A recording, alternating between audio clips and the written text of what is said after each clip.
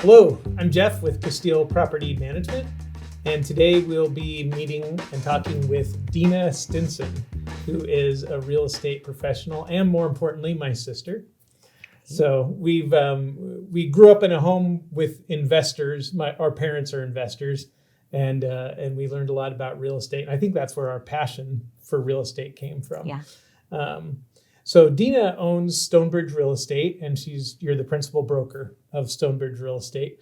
You've been in the industry for what now, like decades? Yes. Yes. So you have a lot of experience in the real estate industry, and I appreciate. I mean, not just that you're my sister. It makes it easy to do business with you, but just having you available because I know you're so good at what you do. I've as you know, I've done a lot of all of my personal real estate transactions. I've used you to handle the purchasing and the selling of my own real estate investments. Even though as a property manager, I'm licensed and I can do those transactions myself. My specialty is property management, and I'm a big believer in bringing in professionals that know their expertise, know how to do their part, right? Know how to do their part, so that I'm not kind of just winging it on the parts that I don't know. That usually gets you in trouble down the road. So tell us a little bit about yourself. Why you got into real estate? I guess more specifically in there's so many aspects of the real estate industry, but why did you get into the purchasing and selling and set up your own real estate company? Well, like you said, we have come from a family of investors, and I likewise have had personal rentals and commercial properties. And I know those pitfalls. I've seen the things that happen. I've seen what's helpful. Another big thing for me is I've started out in the mortgage industry. So, way back in the 1900s. So yes, I've been in the business over 25 years now. And that has really helped my business a lot as far as knowing how to help people finance their properties, what kinds of programs are available. Obviously, it's helpful when I have buyers, but that is invaluable when I have sellers because we're trying to market the property to buyers. And just to know that those buyers, how to get them to the table and get that transaction closed, what programs are available for them, and what might help that process to work more smoothly. So having both sides of that industry under my cap has helped balance both of them and helped make me better at both. I like some of the scenarios that you've shared with me before where you have a client that the buyer has presented an offer, and based on their offer, you see a pitfall that's coming. You see a problem with their financing or something that their loan officer hasn't figured out yet or their real estate agent hasn't caught yet. And you're able to bring that up and save your client, the seller, sometimes save them the deal, and at the very least save a lot of hassle that would have surprised everyone else down the road. Or even the other side of that. So I've also had real estate agents come to me and say, oh, this property doesn't fit with the type of loan they're getting. And I say, oh, but it does. No, I didn't think it did, but it does. And knowing that kind of stuff, they would have counted themselves out already.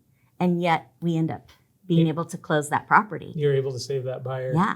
Oh, that's and nice. So things like that, knowing that stuff where even sometimes their own loan officers aren't as experienced in those kinds of transactions, I can help bridge that gap and help make things run more smoothly.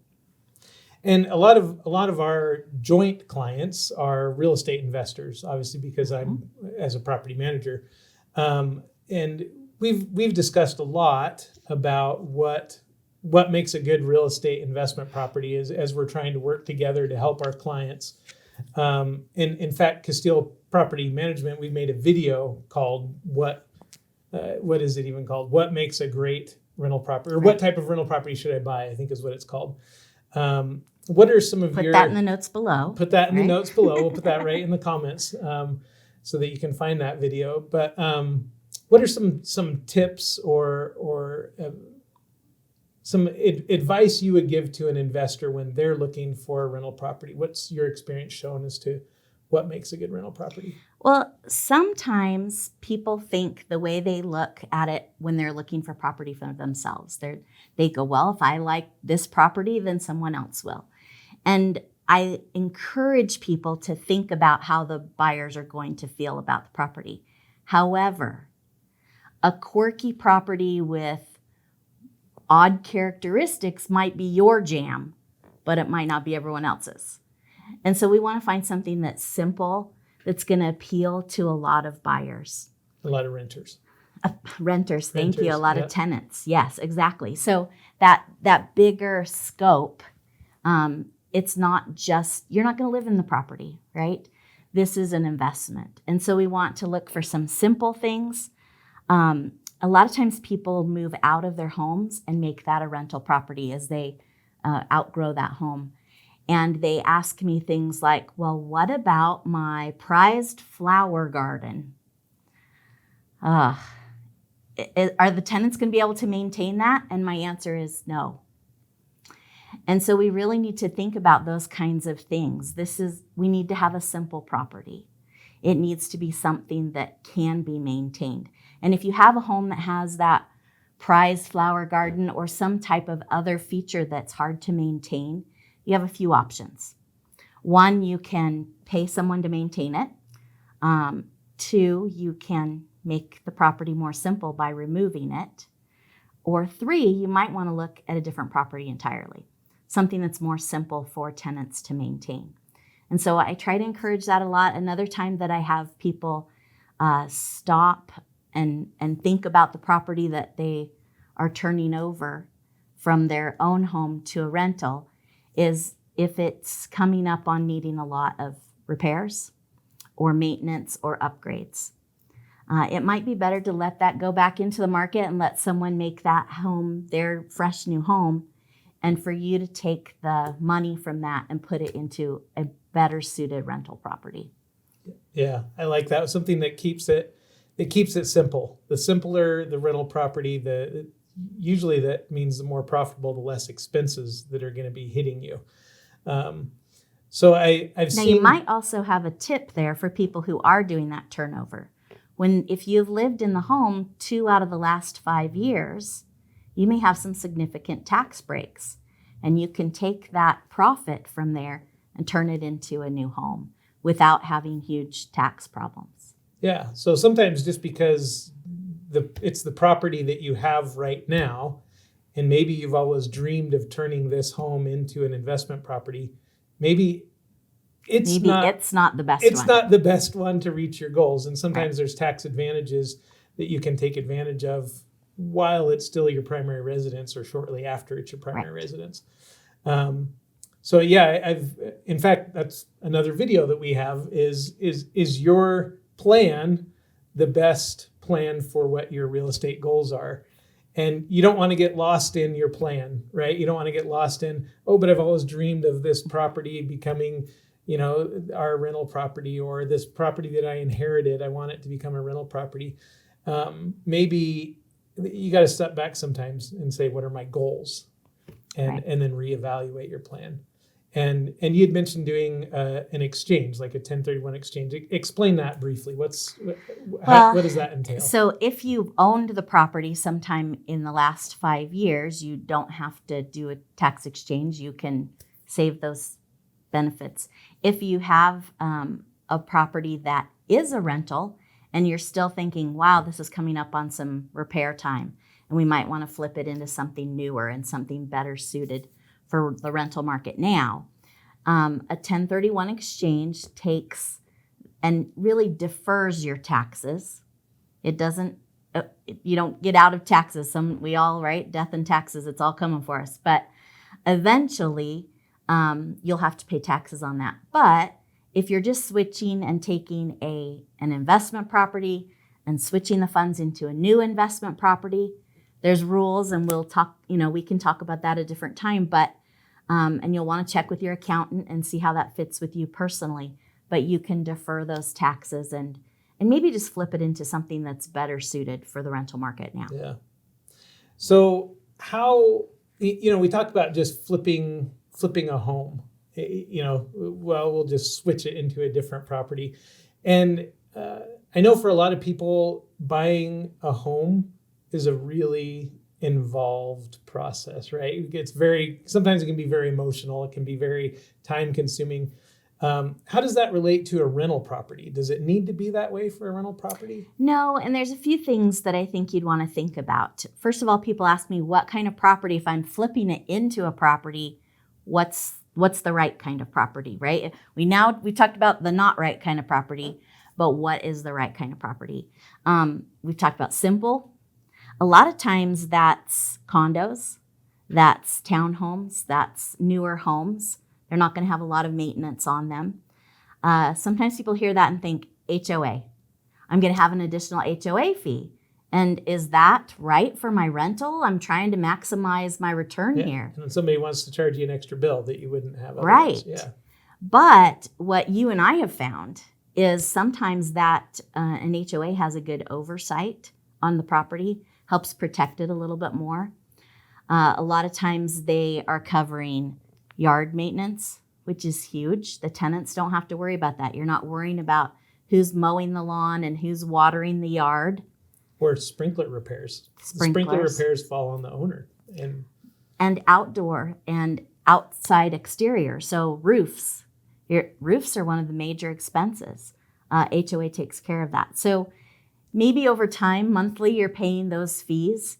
But all of that stuff is handled and you don't have to worry about that. Huge. So your maintenance exposure is a lot less because you don't have the roof, the siding, the sprinklers, the trees, the fencing. All those things are taken care of. It almost sounds like the HOA fee is a good deal.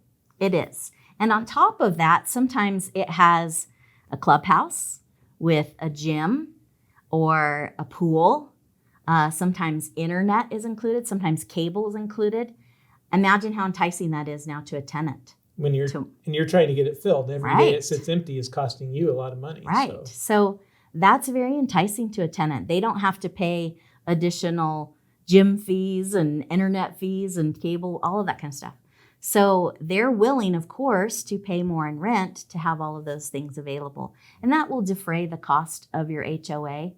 And on top of that, we've got all those additional benefits that have come to you of maintenance and being handled. And I really liked what you said at first. You have that extra set of eyes, right? A property manager, no matter how great a property manager is, they're just only there when they're there, right? And if something's reported, then they can go out and they can take care of it. They can be aware of it. They can fix it. But sometimes an extra set of eyes brings up the red flags sooner. And so that the property manager can get a problem solved. Right. And you get calls from the HOAs, right? I get contact with the HOA and say, hey, your tenant's leaving their bikes under the stairwell, or whatever the issue is. And so we're able to resolve problems a lot faster with that extra set of eyes that comes with an HOA. Right. And then the other question that you asked me was really, how involved then is this in looking for a new property, right? Like that sounds pretty involved. Do I have the time to, I want to buy another rental property, but I'm so busy with work and family and all kinds of things. Do I have the time to just buy another house? And my answer is thank goodness for technology, right? Like it has changed since back in the 1900s when I began. It's really changed the whole face of real estate. Yeah. Right now, I can send out emails regularly every morning.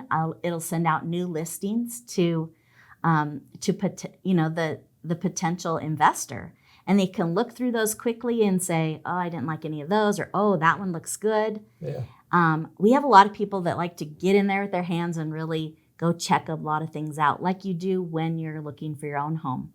But many investors are like, "Okay, I can look at it online." And then I'm going to send Dina and Jeff out to do all the hard work, right? Yeah, which is great. Yeah, and we go out there, we do the legwork, we check it out. We tell them, what we liked, what we didn't like with the property. A lot of times we bring them along on the phone, right, with the video, and they can see right as we're going through it. But they don't have to leave their home and go running all over the valley. Or sometimes they're even out of state or something like that and not able to be here close. So they let us do the legwork and find out for them So they can kind of initially do things online, find some of their favorites, and then have us go do the checking of the properties and narrow it down, help them narrow it down. Sometimes they only come in during the inspection period, so only after we have it under contract. That saves them a lot of time. They're not worrying about properties that they actually don't even have under contract yet. We're doing that hard work for them. So it makes it nice. They can come in and use us to get that process rolling, and then even the paperwork is done digitally. We'll close usually in person. Yeah. But other than that, it makes it so you and I do all the hard work for them, and they don't have to really get down and dirty in that. So it can really be a streamlined process where, with videos that we've made and discussions we can have with them and everything, they can make a decision as to the type of property they want before they're even looking. So that when they see that property, or we narrow it down and say, there's 30 properties out there for sale, we narrow it down to these 5. And depending on what they want, they can go look at all 30, they can look at those 5, they can just read the reports on those 5s, or they can just say, Dean and Jeff, just tell me which one to buy. However involved they want to be, we can just accommodate that and make that as simple for them as need be. But the important thing is, they don't need to be invested, am I right, as much in what the home is like. So not emotionally. And that's one caution that I give investors is this is an investment property. You don't want to be emotionally tied to that. It's a business and it's a transaction, and tenants will not care for the property the way you might. And if that means that the house that was grandma's, you can't bear to think of that being not cared for in the way that you might, then that might not be the right property for you. Yeah. And when you're looking for a new property, again, let's keep it simple. It may not be the home that your family would go live in now. That's okay. It still should be clean and safe and wonderful, and that someone would definitely enjoy living in. But don't be emotionally attached to it. It is a business, and it is an investment. Now we've had some clients before that it's not right or wrong, but sometimes it fits one market better or worse than another market when they want to really analyze every single property that they're considering and put together all the numbers and take their time thinking about it. What are some pitfalls and some benefits of that, and how can they avoid well those and pitfalls? I've seen some people with all of their spreadsheets, right, and all of the things that they think that they should put in the spreadsheet. And what the truth is, you can't predict the future. If we could, we'd all be mighty rich, right? But we can't predict what's going to happen with this property, exactly how a tenant's going to do it, what the weather's going to happen, if there's a pandemic. We cannot predict all of the things. And if you look at doing something so conservatively that you're afraid of investing and talk yourself out of it every time, you're really going to do yourself a disservice. So I tell people, we're going to talk about this, I think, in a little bit, but how their financing works. If you're comfortable with your financing, if you've got some good reserves in place, then don't be afraid. Don't be afraid to jump into real estate. There's some times when I would suggest that maybe you're not ready yet. We can talk about that in a minute, but really what I caution people against too is being so conservative and so afraid of getting into real estate that they never do. And then they kick themselves down the road, right? And they're like, oh, that house I was looking at that I was not sure about, it's gone up $100,000 and the best time to buy is 20 years ago. The second best time is today, right? Yes, exactly. Yeah, exactly. So, and sometimes we've seen clients that as they're taking that time to analyze all of their spreadsheets and information, the deal goes away. The decision's made for them. it's just gone. Right. And again, I think that comes back to what we talked about of deciding beforehand what kind of property you want: HOA properties, condos, townhomes, such things where there's a lot less variables, right? When you're looking at a house, a standalone home, all those things that we talked about, all the things outside, you have a lot more issues to consider, and it slows. I guess the way I like to look at it is it introduces variables, and when you pick a property like a condo or an HOA, there's just a lot less variables. Yeah, 3 and 4 bedroom houses, condos, townhomes will rent all day long. Yeah. And so, yeah, you're looking for something simple again. But you also need to make sure that you're ready to make a quick decision. And some people are a little afraid of that. Like, I have to decide today. I need to think about it for a week. You don't have those opportunities all the time as markets vary. And so don't be afraid. We do have time in the contract for you to do that, for you to do inspections, for you to consider the property, look at it in more detail. A lot of times people think they have to do all of that before they can even make an offer. No. By the time you do that, someone else made an offer and you wasted all your time. So the important thing is we find a property that fits our budget, fits our category. It looks like a good one. Dina and Jeff have checked it out and we're ready to go. Let's put an offer in. And then once we get it under contract, then we dig in, because that's when we want to know. And that's when you can take a little bit more time and do tests and information and all of that kind of stuff. But if you keep waiting, you might lose the opportunity altogether. Yeah, that's some really good advice. So what are some ways that investors, I mean, we don't all have just hundreds of $1,000s in the bank that we can just run out and buy houses and put down payments. What do we need to know about financing? How do we do that? Okay, so financing is different on investment properties, and that's something you need to be aware of. First of all, you're going to need 20 to 25% down at least, whereas in a primary, you may not need any down, right? So that's very different, and you need to have that ready to go as part of your financing. The other thing you need to be aware of is interest rates are higher, usually at least 0.5% higher. So be aware of that. And these days, they're higher than they have been in a while. So, that plays into something as you're figuring out what it's going to cost. Closing costs can be a little bit more, appraisals can be a little bit more complicated, but they also will include a survey of possible rents. And so that's an interesting thing for you to know, kind of where the rental market is.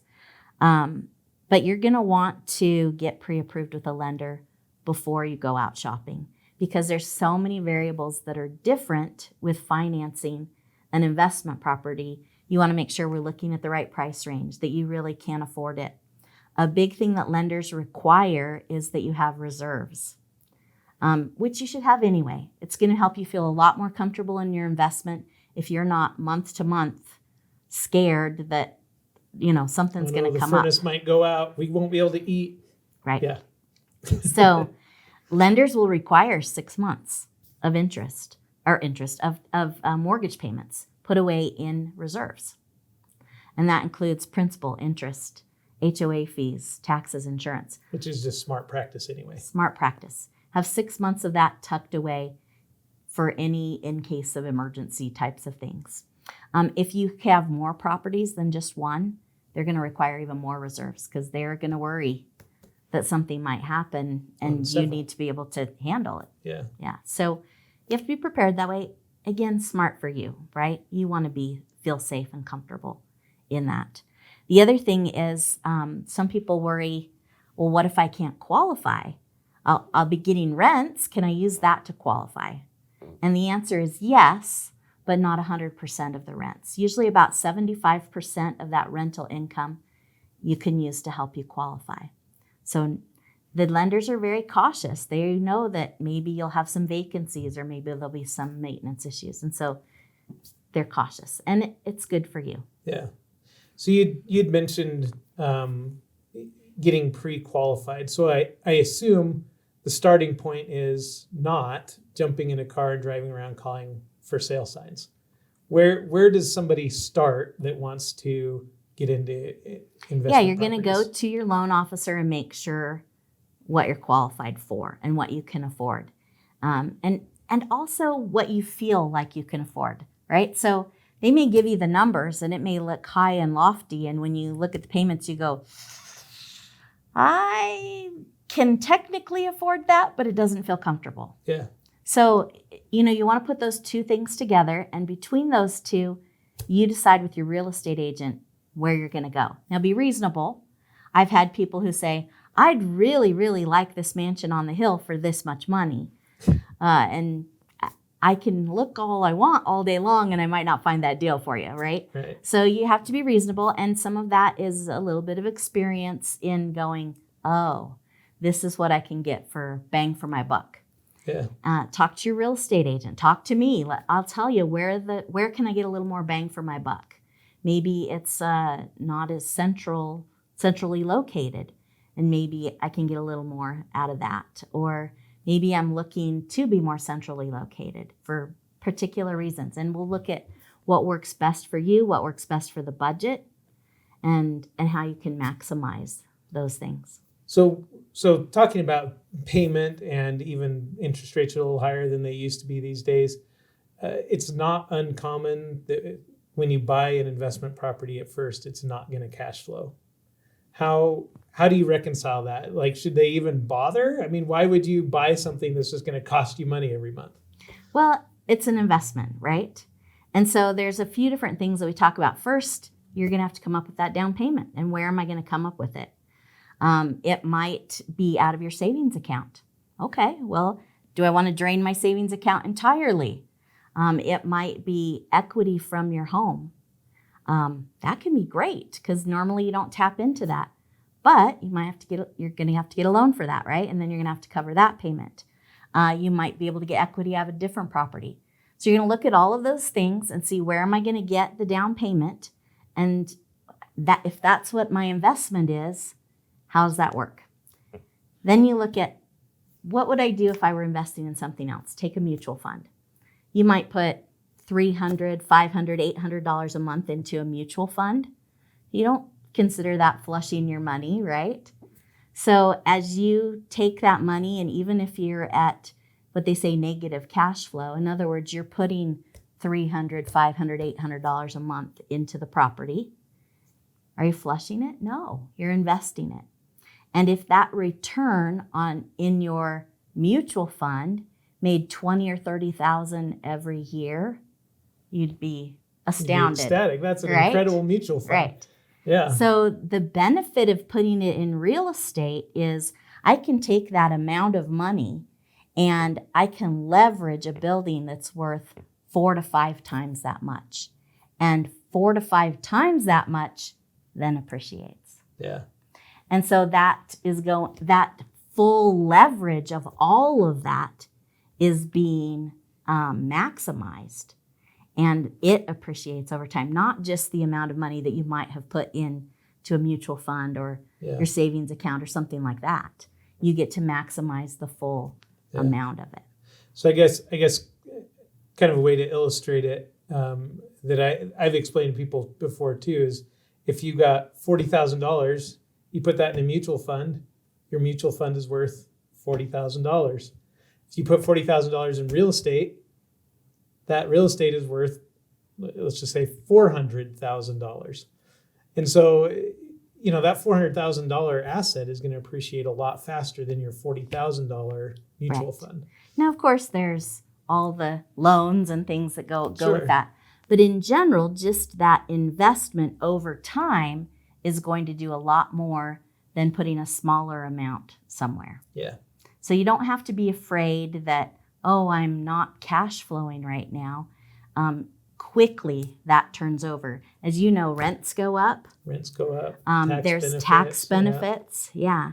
And that appreciation also. So really quickly, that'll turn around for you. And again, people will look back and go, if only I should have bought I that had done 20 that. years ago when Right. I was looking at it. Yeah. Right. Yeah. Right. So, well, thank you very much, Dina. Was there any other last tips or thoughts that you think that our watchers clients should be aware of when they're considering real estate or when they're looking for real estate? I think just that comfortable factor. Some of it's a little scary when you're first starting out, but if you can afford those payments and you've looked there and you feel comfortable with that, over time, it will just continue to get better. If you're month to month and you're scraping and wondering if you can do it, you might not be ready to invest in real estate. You need to have a little bit of a buffer. You need to have those reserves set aside. But once you do, trust in the Jeff and Dina team, right? And trust that we'll help you make that turn into something better. And when you do have a professional team like that, you're not worrying about the headaches, right? You're not worrying about the toilet that overflowed. You're not worried about all of those kinds of things. You've got professionals handling it for you, and you can sit back and really watch your wealth grow, because homes and real estate are the greatest builder of wealth in America. And we want to make sure that people get into that and get involved in it and can really benefit themselves and their family and their futures.